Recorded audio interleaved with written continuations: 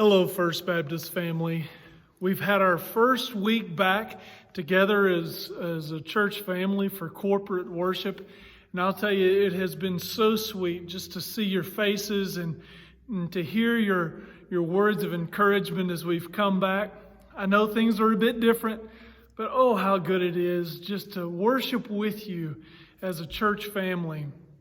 I know some of you still have concerns about safety and so forth, and those are valid concerns.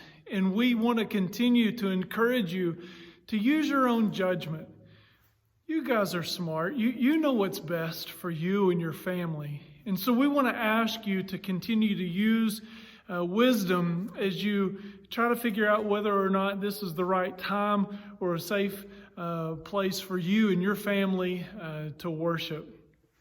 The reason I wanted to come to you in a video today is we've come to a place in the life of the church where we need to evaluate how we're doing what we're doing. Are the things that we've been involved in working best, especially in a time when everything's changing? Guys, like it or not, we're never going back to church the way it used to be. What I mean is there's always going to be some sort of thing in the back of our mind as to, are we doing this right? Is it safe? Or are we taking care of our people? Also, this has been a God-given moment in time for us to just pause and evaluate what we need to be doing versus what we felt obligated to do. And so I was listening to the Tennessee Baptist Convention, and I listened to a forum where some of their leaders got together, and they're starting to evaluate church and church ministry where they're at. And one of the things that they did was they recommended that the churches start taking just a brief moment to listen to some of their people about changes that either need to happen or things need to be adjusted. And so that's what we want to do here as the leaders at First Baptist Church. Your deacons or their helpers will be contacting you within the next day or two to bring you a form much like this. And in that form, I'm going to ask you to spend time praying before you fill this out. As a matter of fact, I'm going to ask for a church-wide fast. Now, I'm not telling you how to fast or how long to fast.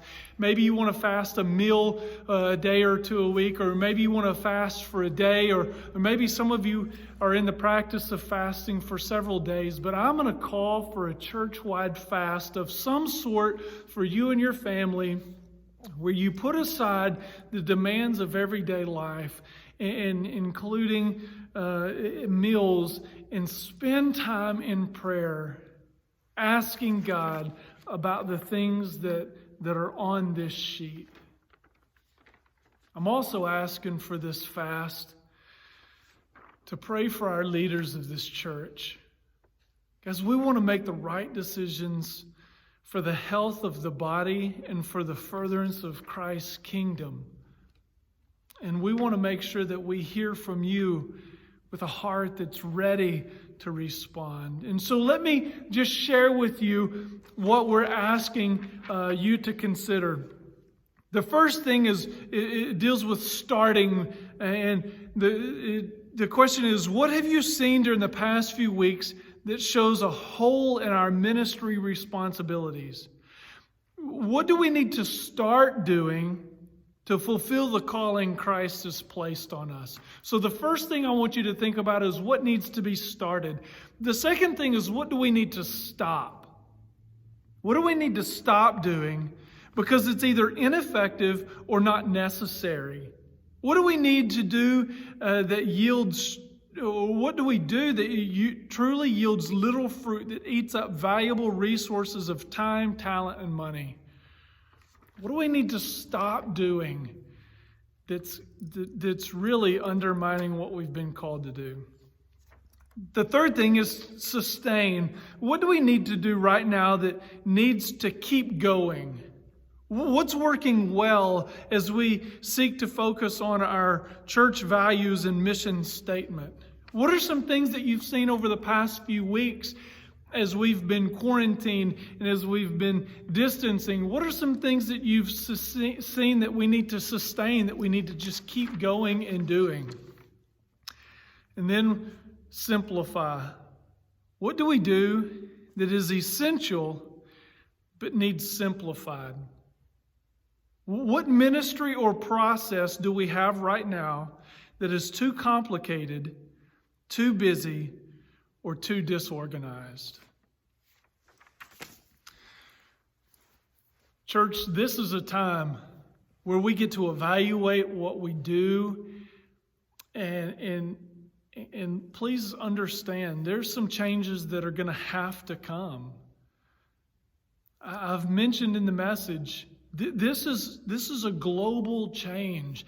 This is something that has introduced this pause, this moment in life where we get to say, how are we caring for one another?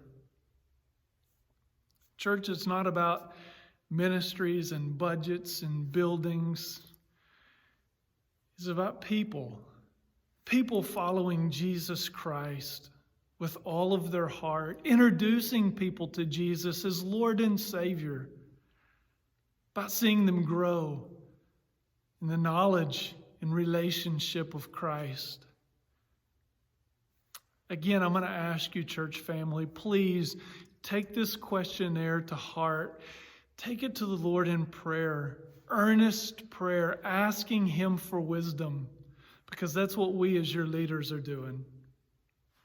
Can I love you so very much, First Baptist family. You have no idea how thankful that I am that I get to be your pastor. You're a wonderful church family, and I can't wait to see what God's going to do in the days ahead. Again, I love you guys, and God bless. We'll see you soon.